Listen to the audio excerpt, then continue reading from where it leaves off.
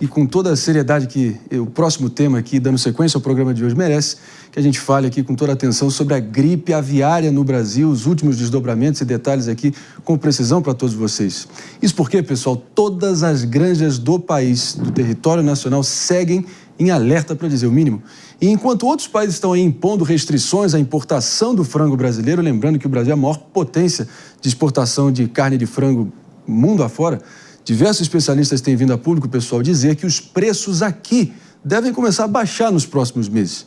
Mas vamos ali prestar muita bem atenção, sem nos precipitarmos aqui, até porque vários cientistas vêm alertando que a gripe aviária, apesar de não ser um vírus novo, pode ser a grande causa de uma nova pandemia global. Talvez seja a última coisa que todos nós gostaríamos de ouvir. A gente tem que tomar cuidado aqui para não já descambar para um alarmismo excessivo, mas todo cuidado é pouco, vide o trauma que foi a Covid-19. Mas aqui também para ouvir de quem realmente tem algum conhecimento de causa, nesse caso muito, a gente traz agora para um papo o pesquisador da Embrapa, nossa gloriosa Embrapa, o Luizinho Caron, para saber sobre a evolução dessa doença, os riscos envolvidos e como que todos nós podemos nos proteger. Bem-vindo, Luizinho. Conta pra gente um pouco sobre esse último desdobramento. O que é fato, o que é fake e o que realmente merece a nossa atenção. Bom dia. Bom dia, tudo bem? Alô aos telespectadores.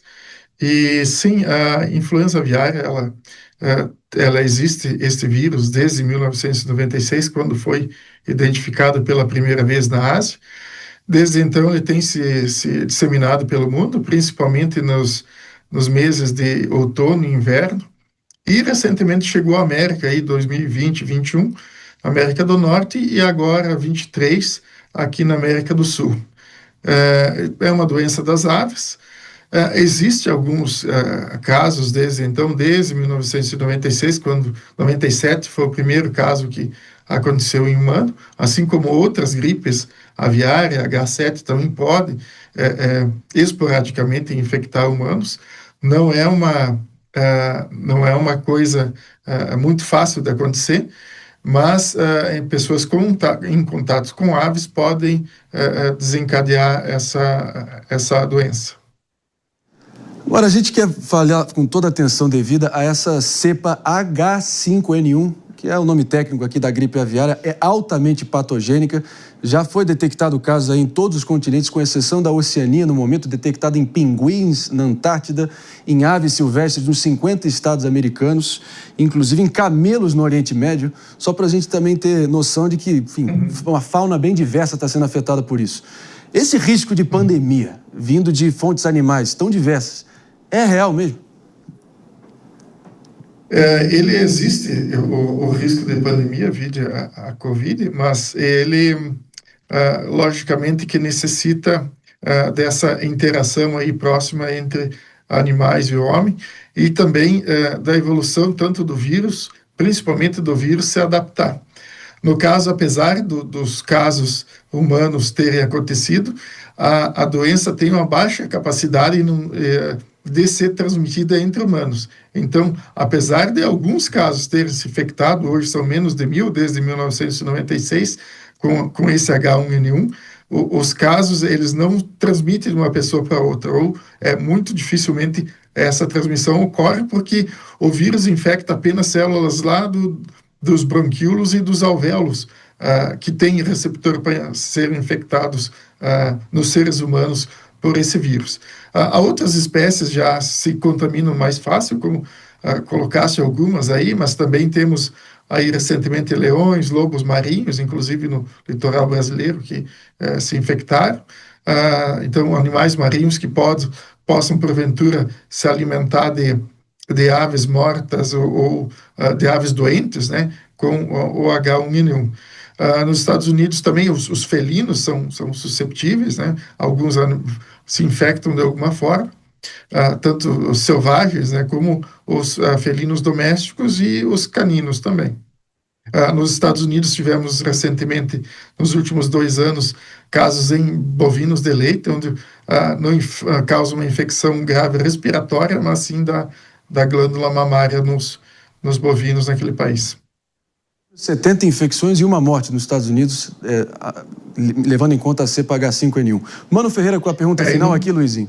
E no mundo inteiro, desde 1996, são 850, quase 900 casos, com 450, 460 mortes. Tomara que a gente não veja esse número aumentando.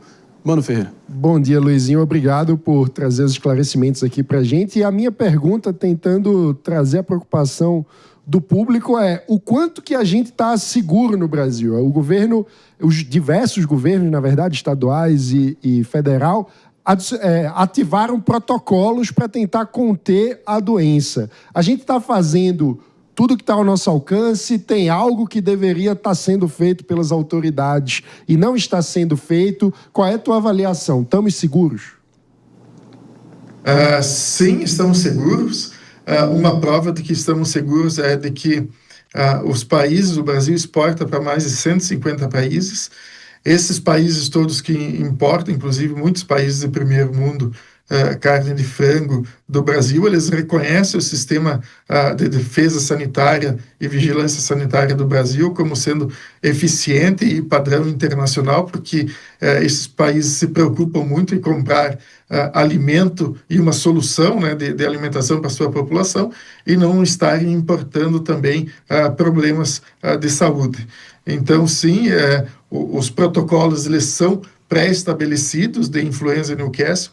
O Brasil tem se preparado desde que a influenza surgiu lá em 96, como eu falei, com novas medidas, tanto legais como de estrutura do seu serviço de defesa, como no diagnóstico. Então, a gente tem observado que o diagnóstico é rápido, chega as amostras rapidamente no laboratório, em algumas horas já se tem resultados, então, das granjas, e as medidas, assim que é coletado o material de uma granja suspeita, os protocolos são acionados e essa granja é interditada, já não entra mais e não sai mais produtos dessas granjas, e os produtos que delas saíram anteriormente são rastreados nesse meio tempo. Então, sim, eu acredito e valorizo muito o nosso serviço de defesa animal. Como falei, é um dos melhores do mundo e ele tem provado isso. A transparência das medidas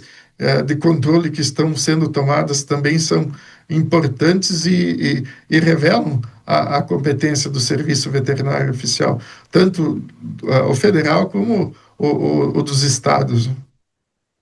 É isso aí, Luizinho Caron, representando a Embrapa, nossa gloriosa Embrapa aqui, que é um celeiro de excelência de pesquisa e também sempre sustentando o nosso agro, nossa potência que é o agro.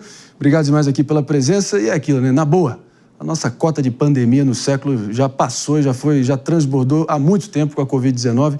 A gente espera que esse H5N1 não siga evoluindo da forma que possa evoluir e, claro, que o Brasil, quanto antes, possa se acertar com o nosso maior comprador das nossas exportações de proteína de frango, que são os chineses. Então, pedir aí para que os nossos amigos em Pequim possam só regionalizar ou restringir esse embargo ali em Montenegro e adjacências e não para o território nacional todo.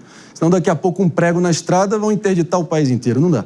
Obrigado demais, Luizinho, pela presença. Obrigado a vocês por nos receber e pela conversa. É isso. Agradecemos. Conte com a gente. Sempre.